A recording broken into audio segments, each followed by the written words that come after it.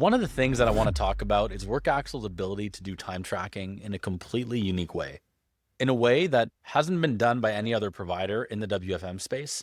And we're the first one to do this almost 7 years ago now. And one of our enterprise customers had come to us with a problem saying, we know that there's time theft in our organization, but we don't know how to solve it. We have biometric devices, but those could be cheated.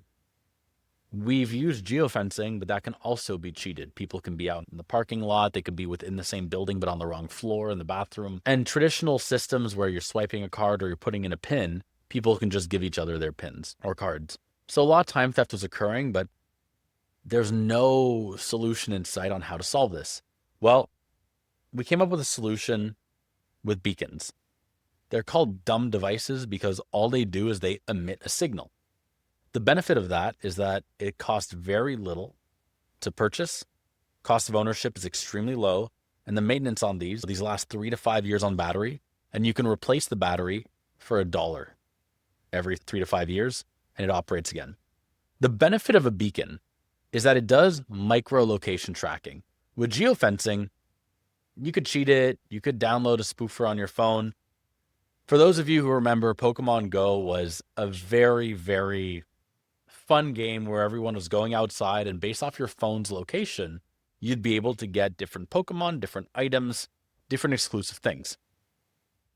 After about 2 weeks, people quickly realized that you can go on the App Store, the Google Play Store, and download a spoofer on your phone or something that would trick your phone into thinking that it is anywhere on Earth. So from the comfort of a person's bed, you could trick your phone into thinking that it's in Australia or in Italy and get a bunch of exclusive items.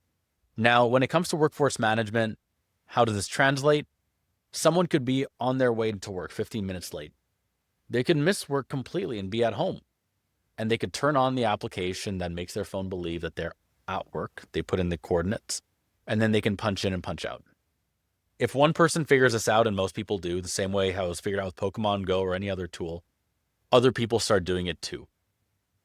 The benefit of a beacon is that it does micro-location tracking and you connect through Bluetooth. So your phone is always picking up signals around it at all times. As long as it recognizes the Bluetooth signal nearby, then you're able to punch in. And if it doesn't, you can't punch in.